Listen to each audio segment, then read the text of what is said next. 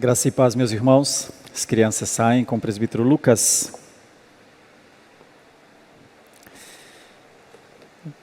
Já convido a igreja para que abramos as escrituras no Salmo 4, por favor.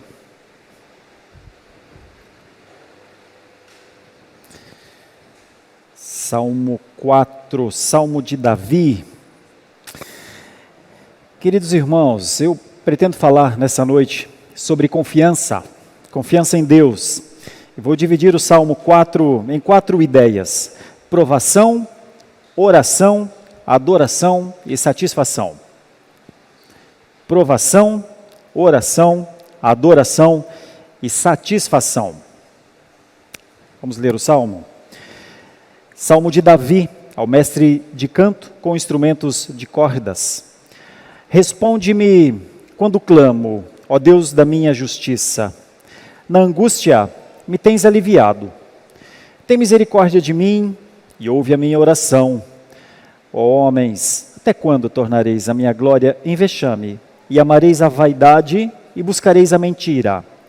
Sabei, porém, que o Senhor distingue para si o piedoso. O Senhor me ouve quando eu clamo por ele. Irai-vos e não pequeis, consultai no travesseiro o coração e sossegai. Oferecei sacrifícios de justiça e confiai no Senhor. Há muitos que dizem: quem nos dará a conhecer o bem? Senhor, levanta sobre nós a luz do teu rosto.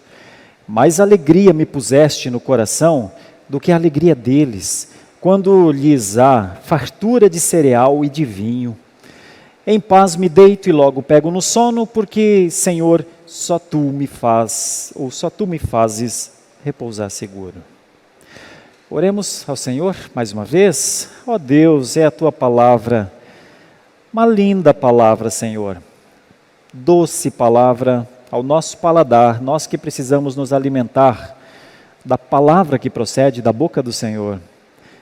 Mas, Senhor, nós não entenderíamos esta palavra se o teu Espírito não fizesse a obra em nós, aplicando esta palavra aos nossos corações. Nós não queremos só ler com os olhos, precisamos dessa palavra no nosso coração. Fala-nos então ao coração, em nome de Jesus. Amém. Meus queridos e amados irmãos, este salmo, salmo de número 4, foi escrito por Davi. Está escrito aqui no comecinho, Salmo de Davi ao mestre de canto, com instrumentos de cordas. Como ele está junto do Salmo 3, é muito provável, o salmo não diz, mas é muito provável que ele tenha sido escrito logo depois da passagem do 3. A passagem do Salmo 3 nos leva àquele momento dramático de Davi, quando ele fugia do seu filho, que havia usurpado o trono de Davi. Então, Davi estava sendo perseguido, estava dentro das cavernas, dos lugares ermos daqueles tempos, e estava sofrendo uma pressão muito grande. Então, é muito possível que o contexto do Salmo 4 seja o mesmo, talvez algum tempo depois, mas ainda sem passar aquela tensão aí do Salmo 3. E com isso eu faço algumas perguntas aqui para que a gente reflita sobre isso. Se o tema é confiança em Deus, a verdadeira confiança em Deus, e eu vou dividir isso em 4 ideias: confiança na provação, confiança na oração, confiança na adoração e confiança também na satisfação. Eu pergunto a todos nós: o que tem nos provado? Não é curiosidade de pastor, mas uma espécie de leitura pastoral. Vocês sabem disso. A nossa função, minha, reverendo Alberto, reverendo Robert, é conviver no meio da igreja. Nós passeamos no meio da igreja, de visita em visita, de oração em oração, de acompanhamento em acompanhamento, de discipulado em discipulado, de aconselhamento em aconselhamento, de alegria em alegria, de choro em choro. Essa é a nossa vida pastoral. A vida pastoral é conviver com a igreja, servir a igreja, sempre tendo Deus que nos vê, que nos olha. Então, ao longo dessa caminhada, a minha, pouco mais de 20 anos, reverendo Alberto quase isso, Robert é o nosso caçula aqui, mas já está conhecendo um pouco, tem perdido inclusive seus cabelos. aí no ministério, como nós, né? Outros mais brancos, né? E coisas assim. Às vezes a gente se pergunta, o que tem provado o nosso povo? Como é que o nosso povo tem passado pelas provações? Perguntas pastorais, perguntas retóricas muitas vezes, mas perguntas do tipo assim, será que o nosso povo sabe a diferença entre provação e tentação, por exemplo? Porque a tentação vem do diabo mesmo, para destruir. A provação vem de Deus, para nos elevar a um estado maior, melhor, de intimidade com Ele. Mas já pensou se o nosso povo não sabe distinguir o que é provação? E fica pensando que quando Deus o está provando, na verdade é o diabo que o está tentando? Já pensou? Às vezes a gente se pergunta, como é que o nosso povo tem superado as provações? O que são as maiores provações do nosso povo? O que são as provações dentro da família? Quais são as provações que têm lhe alcançado?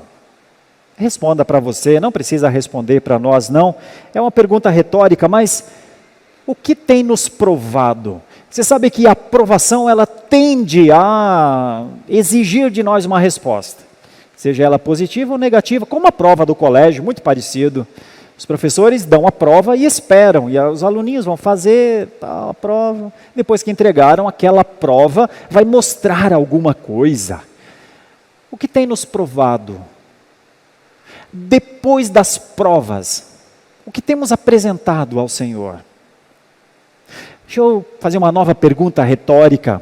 De vez em quando a gente se pergunta entre nós, será que o nosso povo tem orado em casa? Porque aqui na igreja a gente ora, nós oramos normalmente 2 ou 3 orações dentro do culto da manhã, mais 3 orações, ou 4 às vezes, no culto da noite. Nós temos oração de adoração, oração de confissão de pecados, nós temos oração de consagração, nós temos a oração para que o Espírito Santo aplique essa palavra aqui. Nós nunca nos aproximamos da palavra sem orar, você já percebeu? Então nós oramos muito no culto.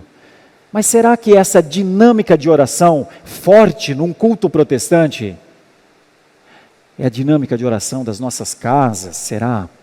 Nos perguntamos às vezes assim, no íntimo do nosso coração, nós gostaríamos que o nosso povo não vivesse à custa da oração do domingo, por exemplo. A oração do domingo é excelente, é uma oração pública, todos nós juntos ao Senhor. Mas é possível que enquanto alguém esteja orando, entregue em oração ao Senhor, alguém esteja lembrando que tocou o celular, alguém esteja lembrando, será que eu travei a chave lá de casa, e agora está chovendo, será que não vai, e aquele cantinho da minha casa que chove dentro, poxa, eu esqueci de deixar a bacia lá para a água cair dentro, pode ser no meio de uma oração pública de todos nós. Será que a dinâmica da oração é aquela que nos acompanha em meio às decisões que temos de tomar? Orações envoltas nas decisões da vida, perguntas retóricas somente, claro. Às vezes a gente se pergunta também sobre isso, olha, nós somos uma igreja adoradora, nós sabemos que a adoração deve ser em espírito e em verdade. Nós sabemos que a oração, a adoração no Antigo Testamento tinha a ver com sacrifícios prestados, embora que um dos profetas, Samuel, disse, olha, tudo bem, todos têm que entregar os sacrifícios, mas será que Deus se agrada mais dos sacrifícios ou de um coração contrito?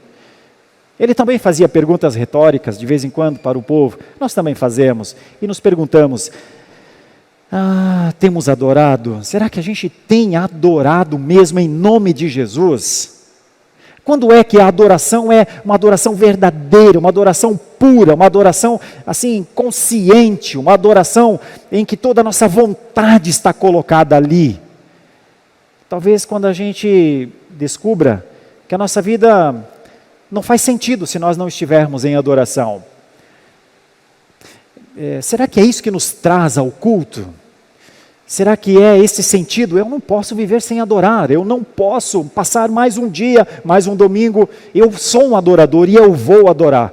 Olha, as nuvens estão escuras, vem chuva, mas eu vou. E se não tiver um diácono para receber a mim lá na porta, hoje os diáconos nossos estavam trabalhando ali, eu via o pessoal chegando e eles trazendo com os guarda-chuvas, mas quando a nossa adoração é uma coisa que não importa, mesmo que não haja um diácono na porta da igreja, irei eu para adorar. Quando a nossa adoração vai além daquela ideia, deixa eu ver, final de tarde, domingo, será que vou para a igreja? Será que não vou? Vou. Quando é que a adoração é mais do que uma agenda na nossa vida? Pois é, perguntas retóricas aqui, que o Salmo pode nos ajudar a entender. E quando se fala de satisfação, o que é que nos alegra de verdade? O que é a nossa alegria? O que faz o sorriso vir ao rosto? O que faz o olho brilhar de verdade? Biólogos, na biologia, brinco porque lembrei de uma coisa aqui, Serginho, meu filho mais novo, gosta demais de animais. E hoje nós adotamos um gato. Uma gata, na verdade. Uma gatinha. É a Shuri. Já está lá em casa. Desse tamanho assim. E ele ficou muito feliz. E nós com ele, claro. Pois é. O que nos faz alegres, sorridentes, vibrantes? Davi diz algumas coisas nesse salmo sobre isso. E nós vamos pensar então na confiança em Deus a partir dessas ideias, tentando responder algumas dessas perguntas, tentando apenas. São perguntas retóricas, mas que de certa forma nos incluem, falam da nossa realidade, não é? Pois eu quero propor então aqui essa ideia, que Davi exercitou uma confiança em Deus, ainda antes de dividir aqui o salmo nas 4 ideias, porque sabia o que era pacto. Normalmente, todos os textos do Antigo Testamento, eles nem são muito fáceis de ser interpretados, porque, por exemplo, se você ler um texto no Antigo Testamento e de maneira anacrônica usar a hermenêutica que é a do Novo Testamento, dependendo de como você fala de salvação no Antigo Testamento, não era a salvação real deles lá. Não tinha o mesmo conceito. Por exemplo, não oravam em nome de Jesus. Uma outra ideia, quando se pensa em provação ou tentação, eles não tinham essas mesmas palavras para definir a origem daquilo que está nos atacando no Antigo Testamento. E essa é uma passagem do Antigo Testamento. Então nós temos que estudar os Salmos à luz de um conceito teológico chamado revelação progressiva. Esse texto não é o texto de 2022. Esse texto também não é o texto do ano 4 antes de Cristo, quando Jesus veio. É uma coisa meio estranha. Jesus nasceu no ano 4 antes de Cristo. Os nossos homens dos calendários não fazem bem as contas. Matemática não era o forte. Então isso aqui deve ser há mais ou menos uns 1000 anos antes da vinda de Jesus. Pense como as coisas estavam obscuras, 1000 anos antes da vinda de Jesus. Então nós temos que analisar isso porque esse salmo é de Davi. Ele reinou 1000 anos antes de Jesus. Ali no ano 900, eu estou arredondando para 1000. E é lá naquele contexto que Davi expressa essa confiança em Deus. E expressa essa confiança em Deus com essas 4 ideias então. Ele sabia quem era o seu Deus. Ele sabia quem era o Deus do pacto. Ele sabia quem era o Deus que havia falado com Abraão. Eu serei o seu pai, Abraão. E também serei o pai dos teus filhos. E também serei o pai dos teus netos. Serei Deus deles. Bom, Davi é um filho de Abraão. Não um filho próximo, um filho distante. Depois de Abraão veio Isaac, veio Jacó, claro. Vieram os 12 filhos de Israel, de Jacó. Vieram os filhos dos filhos de Jacó. Vieram aqueles que foram os príncipes os príncipes das tribos que chegaram à terra prometida, de Canaã. Davi é o filho de Jessé, o mais novinho, aliás. O menino que o pai não acreditava que pudesse ser rei. O profeta disse, está faltando alguém. Quando ele foi lá chamar o rei, o futuro rei. Então Davi chega, é um menino ainda, desacreditado pelo pai. Mas no entanto Samuel olha para ele e fala, Israel já tem um rei. E quando Davi assume o reinado, parece que tudo vai dar certo. Saul é o antigo rei, é muito bom substituir reis ruins, Eu brinco de vez em quando, fazendo uma alusão à minha situação aqui na Igreja da Lapa. De vez em quando as pessoas me perguntam por aí, nas minhas andanças, não tenho andado tanto, daqui a pouco vou precisar andar um pouquinho mais, atender uns convites aí. E todo mundo sabe que essa aqui é a igreja do reverendo Jorge Canelhas. Bom, ele ficou 20 anos aqui. Então eles perguntam, como é que está a Igreja da Lapa? Eu digo, orem por ela. Por quê? Porque é muito difícil substituir gente boa. Muito difícil. Melhor é substituir gente ruim. Não precisa nem fazer muito e as coisas logo aparecem, né? Substituir gente muito boa não é fácil, não. Manter o padrão alto não é muito fácil, não, para pecadores como nós. Pois para Davi, teoricamente, estava fácil substituir Saul. Saul era um rei que não confiava em Deus. Não confiou em Deus de tal forma que foi por isso que ele caiu. Ele era para esperar, o profeta tinha dito, aguarda Saul, Deus vai orientá-lo na batalha. Quem lê a Bíblia, quem conhece essa história aí, sabe que ele não esperou a ordem do profeta. E por causa disso, por precipitação, por não confiar em Deus, Deus disse, retirarei o reinado, o cetro, Deus disse, o cetro é como se fosse alguma coisa de metal muito forte que demonstra a majestade de um rei. Deus retirou o cetro de Saul, agora Saul não é mais rei, agora Davi é o rei. E aí nós temos um homem, segundo o coração de Deus, que nas horas mais difíceis da sua vida, nos ensina que os filhos de Deus são provados sim, e que quando eles são provados, quando lhes é exigido, alguma coisa precisa aparecer, é a fé. Vejam no versículo 1 e no versículo 2, quando Davi é provado. Como confiar quando se é provado? Primeiro tem que se saber que existe provação. Depois não pode se pensar assim, não, as pessoas são provadas, mas eu não sou provado. Ninguém deve arrogar tal situação. Davi não fez isso. Vejam como é que Davi olhou para a questão de provação. Responde-me quando clamo. A expressão clamo aqui é bem interessante, porque ela não é uma fala, é outra coisa. É quando ele chora na presença de Deus. Responde-me quando insisto e lamento. Responde-me quando sofro na tua presença, Senhor. Leve em conta que o Salmo 3 e o Salmo 4 estão próximos. Leve em conta que no Salmo 3 Davi está na caverna. Os seus amigos estão dizendo, nem Deus salva Davi. Lembrem que naquele momento ele diz, Senhor, mas eu conheço o Senhor. Eu já fiz orações para o Senhor. Eu já estive em situações muito adversas, Senhor. Enquanto eles dizem que não há salvação para mim, eu sei que o Senhor pode se levantar e lutar a minha causa. Agora Davi recorre a esse mesmo expediente.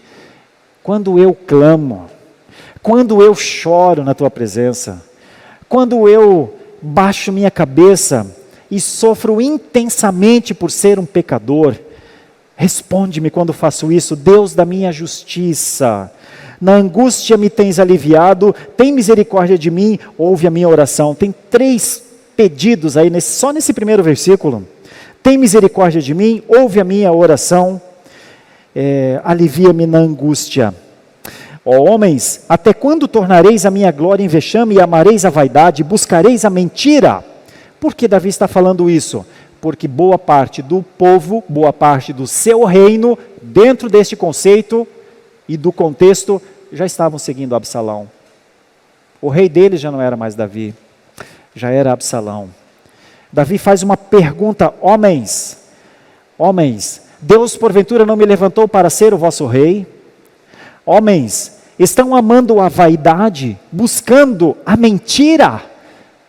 Quem lê ou conhece essa história sabe que Absalão se assentava na frente do palácio, olhava para o povo e dizia mais ou menos assim, se vocês tivessem um rei que se importasse com vocês, ele olharia para vocês de um jeito mais cuidadoso. E então o povo ouvia Absalão falando aquilo o tempo inteiro. Davi estava lá dentro do palácio com muitas atividades, com muitos problemas mesmo. E isso foi mudando na cabeça do povo. E então, em algum momento, o povo disse, quando Absalão disse, eia, vamos, conquistemos este palácio, reinemos juntos. O povo disse, é o homem que disse que vai cuidar de nós, vamos com ele. E agora Davi diz, por que colocar esse vexame sobre mim? Por que buscar a mentira? Como que dizendo, vocês acham que alguém que em pecado vos convence, saciará a vossa fome? Saciará o vosso coração? Matará a vossa sede? Vocês acham que alguém que manipule, ou ao manipular a vossa mente, vocês acham que essa pessoa tem compromisso com vocês? É isso. Então Davi está chorando não é só por ele, o rei, mas o povo de Deus agora está vulnerável nas mãos do seu filho, um inimigo. É difícil a situação de Davi, é grande a provação de Davi. Mas nós vemos uma coisa importante aqui no texto, Davi escolhe a melhor oração e faz a melhor decisão. A melhor oração é a do versículo 1, Senhor, eu preciso de misericórdia do Senhor. Tem misericórdia de mim, ouve a minha oração. E a posição, a decisão foi, olha, esses homens podem tornar a minha glória em vexame, podem amar a vaidade, podem buscar a mentira, mas eu sei quem é o Senhor. Essa é a decisão de Davi. Então a primeira coisa, em meio às provações da nossa vida, meus irmãos, melhor oração, tem misericórdia de mim, Senhor. Melhor decisão, Senhor, eu sou teu filho e eu estou contigo. Isso nós aprendemos com Davi aqui nessa passagem. Na provação, meus irmãos, oração e posicionamento. Tem uma outra coisa nos versículos 3 e 4 que vão falar de oração.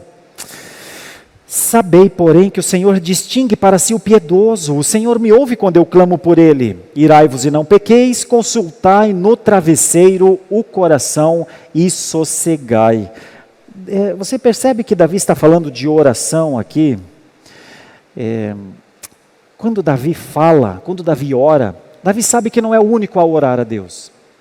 Davi sabe que muitas outras pessoas têm relacionamentos com Deus. Ele não julga o relacionamento dos outros, mas ele tonifica, clarifica. Este é o meu relacionamento com o Senhor.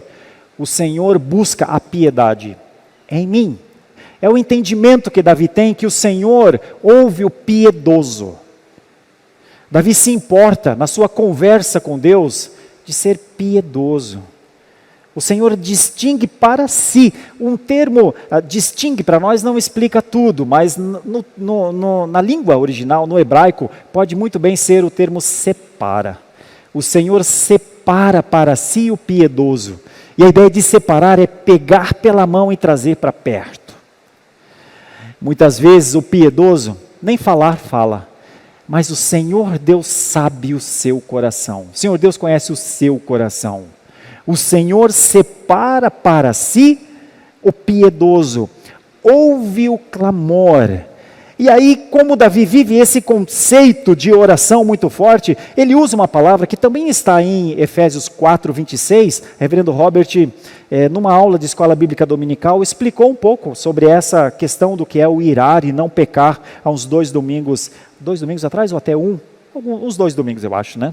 Irar e não pecar. Aqui no hebraico, porque lá no Novo Testamento, irar e não pecar é muito claro. Esse é o texto, essa é a palavra lá. Mas aqui no Antigo Testamento, a palavra certa, até a melhor palavra, não é irar, é perturbar. Perturbai-vos, mas não pequeis. Perturbai-vos e não pequeis. Consultem no travesseiro o vosso coração e descansem, sosseguem. Isso aqui é oração. Irmãos, qual é o teor das nossas orações? O teor da oração de Davi aqui era: Senhor, veja o meu coração. Veja se há em mim algum caminho mau, como diz o Salmo 139. Senhor, contempla as minhas atitudes e veja as minhas motivações. Quantos de nós poderiam dizer assim: Senhor, agora não vou falar nada, porque se eu falar, eu vou falar palavras bonitas, e não é de palavras bonitas que o Senhor não está esperando palavras bonitas. Senhor, olha o meu coração, veja o que está se passando dentro dele, Senhor. Quantos de nós teriam coragem para dizer: Senhor, Se o Senhor precisar me corrigir pelo que está no meu coração, faça isso agora, faça isso sem demora, trata comigo agora, repreende-me, não deixe o meu coração me dominar. Quantos poderiam dizer daqueles que têm o hábito de orar? Porque quem não ora, meus irmãos, quem não ora, quando ora, ora palavras bonitas. Quem não tem o hábito de orar a Deus com o coração, derramar o coração na presença de Deus, quando ora, normalmente ora para que pessoas ouçam. E essas orações geralmente são muito bonitas. Como é bonito uma oração pública. Tem gente que parece que fez curso de teologia para fazer aquela oração tão bonita. E a gente ama orações bonitas, mas não são as palavras bonitas que tocam a Deus. São os corações, ainda são. Então talvez a melhor das orações seja essa, muitas vezes um silêncio, mas um coração eloquente, um coração que fala, um coração aberto ao Senhor. Precisa coragem, não precisa? Para dizer, Senhor, eis-me aqui. Agora não com aquelas palavras costumeiras, ó grandioso, magnífico e soberano Deus dos exércitos, de Abraão, de Isaque e de Jacó. Porque agora é só você no quarto. É só o seu coração. E muitas vezes o choro do seu coração. E muitas vezes a angústia. A perturbação. E você não quer pecar. Mas o seu Deus conhece o seu coração. Quantos de nós têm coragem para viver assim diante de Deus? Quantos de nós precisarão se esconder atrás de orações, de palavras bonitas? Davi já não precisava mais disso. O seu nível de vida com Deus já era outro. E então ele coloca isso diante de nós hoje, milhares de anos depois, mas naquele momento uma chamada àquelas pessoas: consultem no travesseiro o coração, e se conseguirem, sosseguem. Essa que é a ideia aqui do texto. Assim parece muito fácil. Consulte o coração e você se sossegará. Mas é mais do que isso. Vejam como está o coração.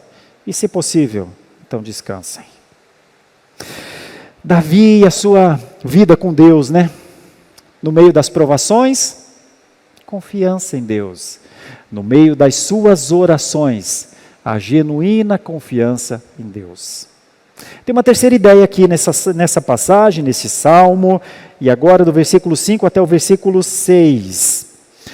Ofereceis sacrifícios de justiça e confiai no Senhor. Há muitos que dizem, quem nos dará a conhecer o bem? Senhor, levanta sobre nós a luz do teu rosto. E então eu vou dizer que Davi sabia o que era adorar, meus irmãos.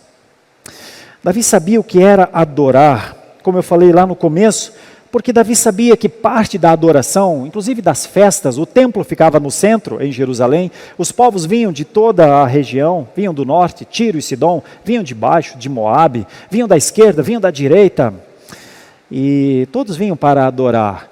Mas lembrem que de vez em quando o povo vinha para adorar, mas numa dessas festas de adoração, Jesus chegou no templo.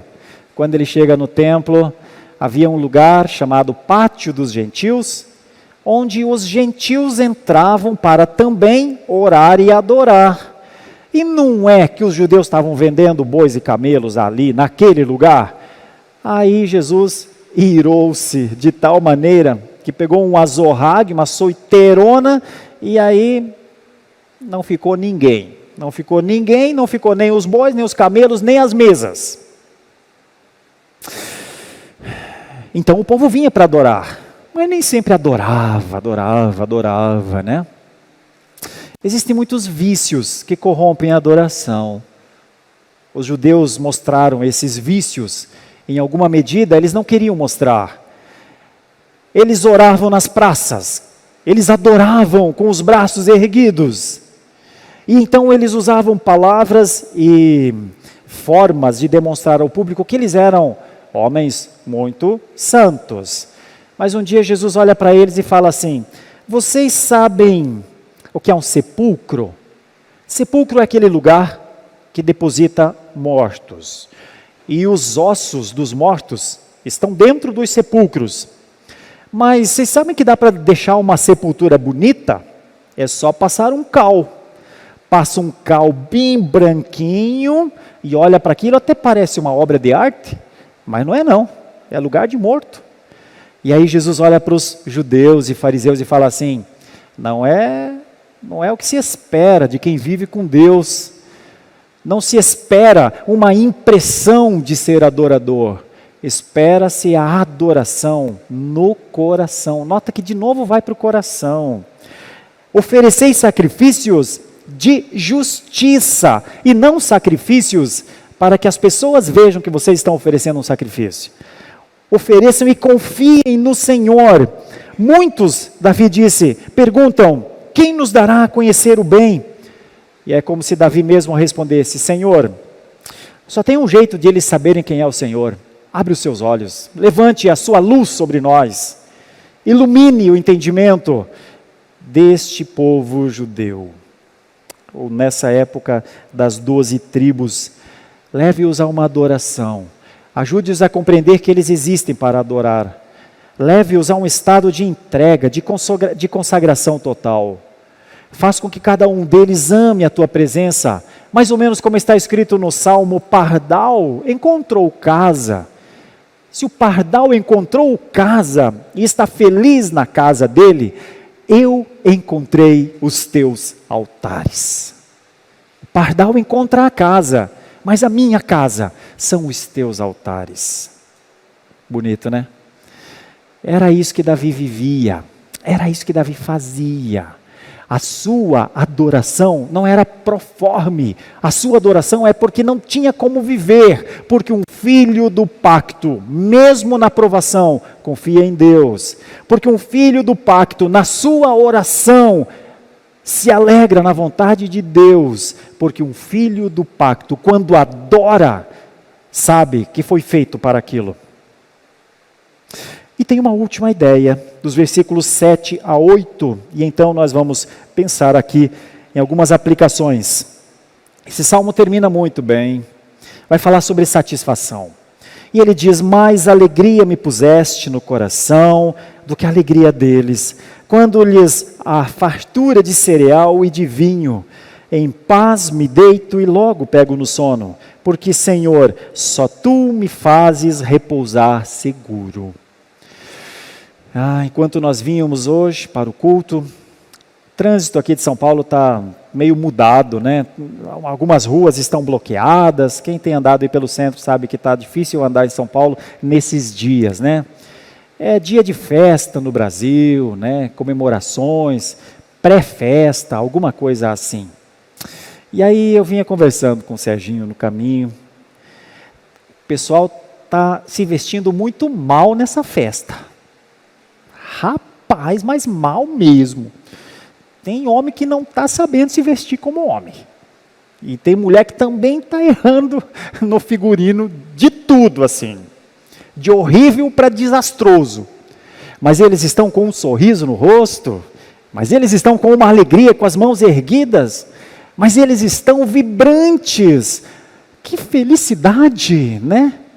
Que felicidade.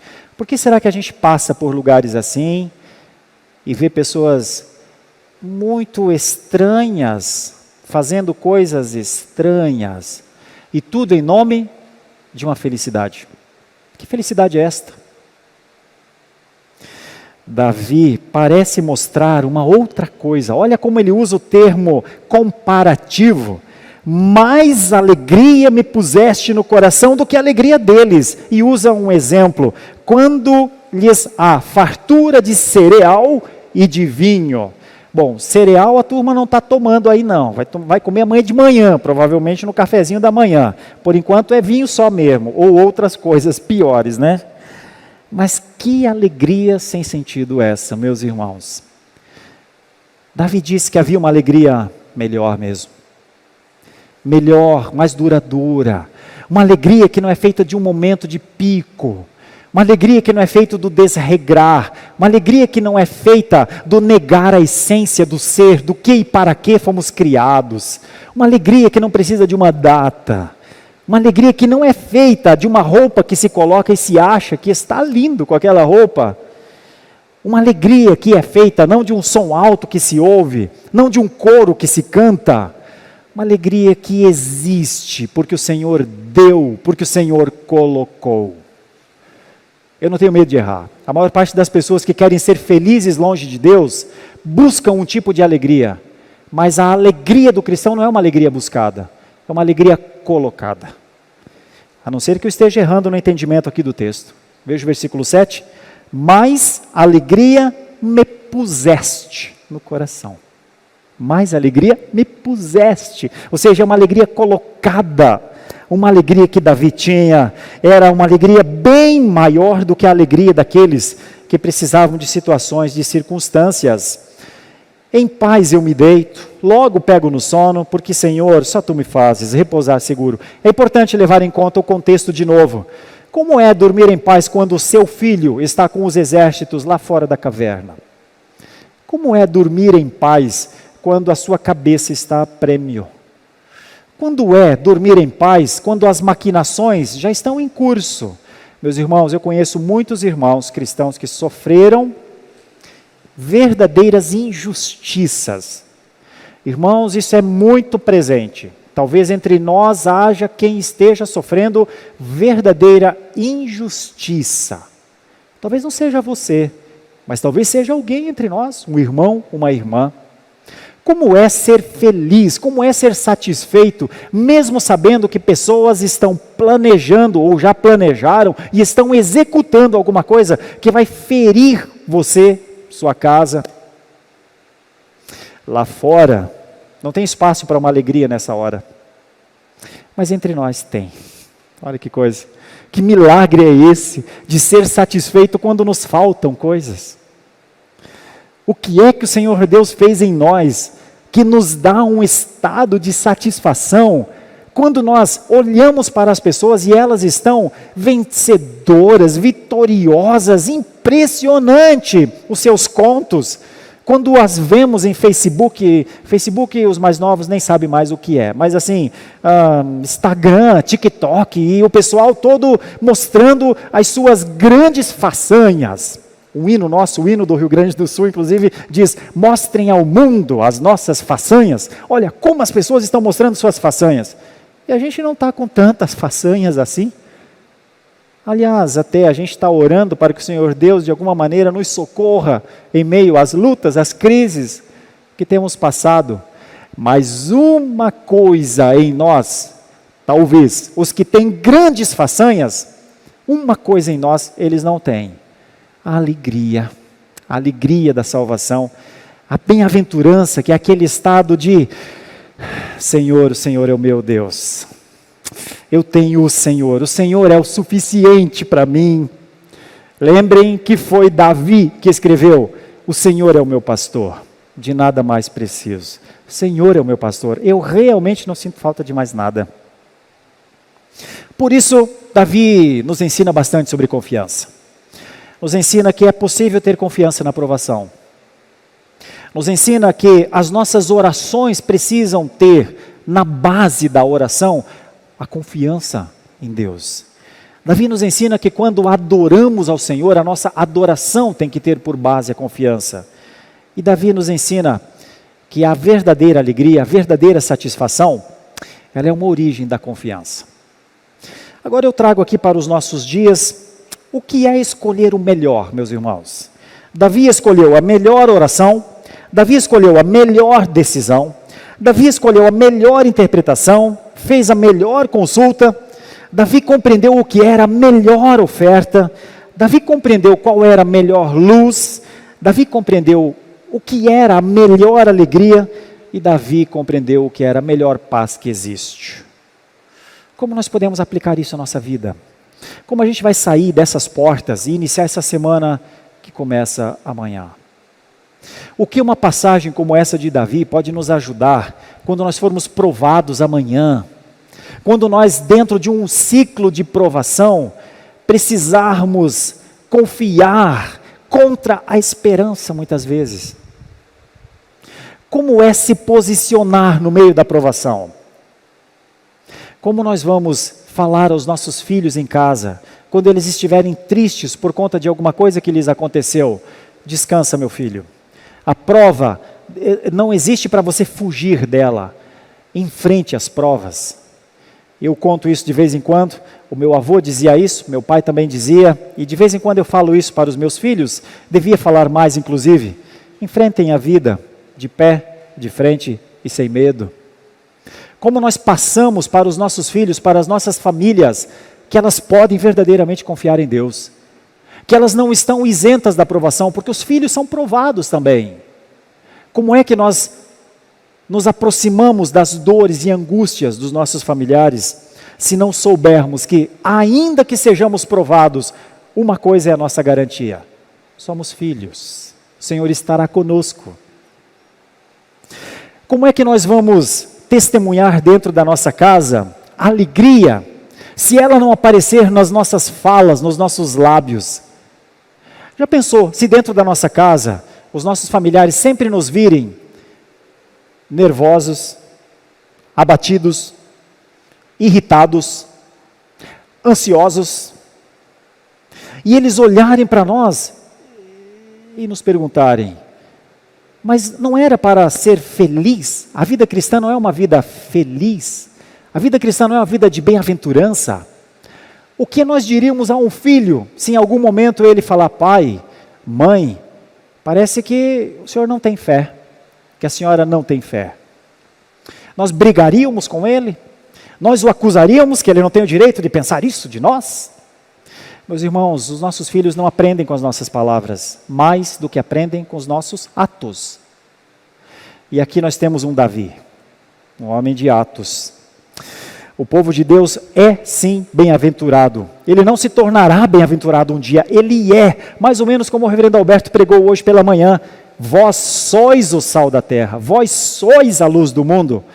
Não é que vocês serão, não orem para ser sal, ou orem para serem luz. Isso vocês já são. É a mesma coisa aqui. É exatamente a mesma coisa. Os filhos de Deus são bem-aventurados. Não precisam orar por alegria. A alegria da salvação já é um benefício dos cristãos. E a última coisa, como aplicação, meus irmãos, eu aprendi há algum tempo atrás que o favor de Deus, o maior favor de Deus, é a bem-aventurança, é a felicidade dos cristãos. Existe uma terra feliz, existe um reinado feliz, existe um reinado de satisfação, existe um rei provisional, existe um Deus do pacto que disse: eu vou cuidar de vocês.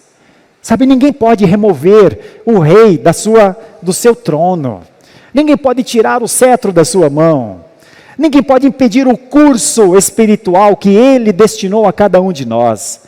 Ninguém pode contrapor a predestinação, o destino que Deus estabeleceu para cada um de nós. Nós podemos não acreditar na predestinação, eu acredito, mas eu sei que tem gente que não acredita. Nós podemos duvidar, mas nada pode mudar um destino traçado pelo sangue. Nada pode mover um curso estabelecido quando nós fomos tirados do império das trevas e transportados para o reino do Filho do seu amor. Nada nos levará de volta, nem a nossa vontade, nem os nossos pecados. Nada pode mudar aquilo que o Senhor estabeleceu, o vínculo que o Senhor estabeleceu por amor. Veja só, milhares de anos atrás, 1000 pelo menos antes de Jesus, Davi já sabia disso. Então ele dizia: mais felicidade o Senhor me colocou do que essa que eu tenho visto por aí. Nós ainda vamos ver muitos tipos de felicidades. Pessoas vão se dizer muito felizes em uma tarde, em uma noite, em uma festa, em um evento. Você vai atravessar os tempos, bem-aventurado. Porque mais felicidade o Senhor colocou no seu coração do que o que eles têm. Quando nós olhamos para uma passagem assim, eu acho que dá para pensar: olha, já são 19 horas e 14 minutos agora. Esse culto já está quase encerrando, mais alguns minutos. Eu vou para casa para quê? Para me deitar, pegar no sono, como disse Davi, porque o Senhor me faz repousar. Por isso que esse salmo também foi conhecido como a oração da noite. Se o Salmo 3 é a oração da manhã, esse aqui é a oração da noite. Daqui a pouco, algumas horas, você vai encostar sua cabecinha naquele travesseiro macio. Se você gosta de travesseiro grosso, ele vai ser grandão. Eu gosto de macio e fininho. E então você vai respirar forte e falar: obrigado, Senhor. Obrigado por esse dia. Obrigado por aquela chuva que caiu lá pelas 6 e pouco. Até me molhei um pouco para chegar. Mas obrigado por aqueles diáconos que me receberam com um sorriso, com um guarda-chuva grande. Obrigado por aqueles irmãos que eu vi novamente. Senhor, obrigado por esse dia. Bom, eu poderei ser provado, eu precisarei continuar, eu devo continuar orando, eu devo continuar adorando, mas eu estou em paz, satisfeito no Senhor. Se você conseguir fazer isso, você vai ter um sono, mais um sono tão maravilhoso. Na verdade, é o que eu espero e desejo. Assim é o nosso Deus, um Deus que trata da nossa vida, que olha para cada um de nós. O Deus do pacto tem um compromisso com a sua própria glória. Desde o amanhecer desse dia, ao findar das horas desse dia, Ele sempre esteve conosco. Pode ser que alguém de nós não o tenha visto hoje. Pode ser que alguém entre nós agora, nesse momento, quase no final desse dia de domingo, esteja refletindo mais profundamente: meu Deus, o Senhor esteve conosco. Não só esteve, como está. Ocupa cada centímetro, cada polegada, cada milímetro desse ambiente. Conhece o nosso coração. Você ora falando, você ora sendo quem você é. Como poderemos nos ausentar? Como poderemos colocar uma fachada em frente? Como colocaremos um tapume? Como fugiremos dos olhos de Deus? Mas quem permanece na presença de Deus? O próprio Davi fala disso no Salmo 15, quem permanece no santo lugar. No Salmo 24 também, o que é limpo de mãos, puro de coração, aquele que recebeu o grande benefício do Redentor, esse pode ficar na presença de Deus. Quem não tem Jesus como seu justificador, seu suficiente Salvador, aquele que dá a esperança da glória, quem ainda não o tem como o único mediador, seria bom não querer ficar na presença de Deus. Eu espero que não seja o caso de nenhum de nós aqui. Porque não era o caso de Davi. Davi sabia quem era o seu Salvador. E eu e você precisamos saber. Para que então, em meio às provações, para que o teor das nossas orações, para que o serviço da nossa adoração, e que para a compreensão do que é a verdadeira satisfação, sejam benefícios do pacto para nós. Há muitos outros benefícios do pacto, mas esses já podem nos ajudar bastante. Que Deus nos abençoe, nos dê da sua graça, que a angústia de Davi sirva como um elemento didático para as nossas angústias também. E se você precisar, e certamente você vai precisar, da presença manifestada de Deus nessa semana, busque-o de todo o seu coração. Faça isso como quem sabe que pode. Faça isso como quem foi amado antes da fundação do mundo, para que você vivesse esse tempo chamado mundo e que desfrutasse daquele outro que ainda não conseguimos colocar nossos olhos físicos nele, mas um dia colocaremos. A confiança tem a ver com o passado, com o presente e com o futuro. Feche seus olhos, vamos falar com Deus. Talvez haja alguém entre nós que não esteja com a confiança em Deus, à luz do pacto, não esteja exercitando essa confiança em Deus. Nós não sabemos, os pastores não conhecem o coração das pessoas. Eles apenas fazem algumas perguntas retóricas às vezes para si mesmos. Será que o nosso povo tem passado pelas provações? Será que o nosso povo tem orado ao Senhor? Será que a adoração do nosso povo é uma adoração genuína? Será que o nosso povo está satisfeito em Deus? Cada um de nós pode responder isso. Vamos orar. Senhor nosso Deus, Deus de glória, Deus de misericórdia, Deus de Davi e nosso. Nós abrimos a Tua palavra, Senhor. Ela, pelo Espírito Santo, ela pode ser o nosso alimento hoje. A nossa oração é que o Espírito Santo aplique a obra do mediador em nós, ajudando-nos a compreender o que é essa filiação pactual. Mas, Senhor, nós estamos tão distantes das tuas primeiras palavras. Agora nós somos rememorados pelas histórias bíblicas, como esta de Davi, como foi a de Abraão, como foi a de Isaac, de Jacó e de tantos outros, de Moisés, de Josué. Senhor, rememora em nós o entendimento de que nós, ainda que passemos por provações, ainda que tenhamos até dificuldade nas nossas orações, ainda que a nossa adoração nem sempre seja tão pura como sabemos que deve ser, ainda que a nossa satisfação não seja tão plena, haja vista muitas vezes até reclamamos de Ti, Senhor. Ajuda-nos a compreender que a nossa alma, que o nosso coração só encontram verdadeira felicidade no Senhor.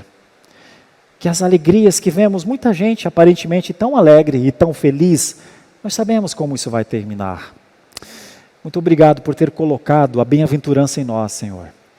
Muito obrigado, porque muitas vezes nós somos questionados, duvidam da nossa fé, estranham o nosso ar sereno diante de tantas turbulências. Mas nós só temos a agradecer, Senhor. Agradecer pelo que o Senhor tem feito na nossa vida. Continua com a Tua igreja, Senhor. Continua cuidando daqueles que estão duvidosos neste momento. Continua acalmando o coração daqueles que estão ansiosos.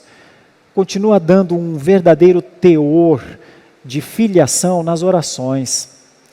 Continua nos dando, Senhor, uma alegria indizível, a alegria e o bem-estar que o Senhor Jesus Cristo veio nos trazer. Essa é a nossa oração, muito agradecidos, em nome de Jesus. Amém e amém.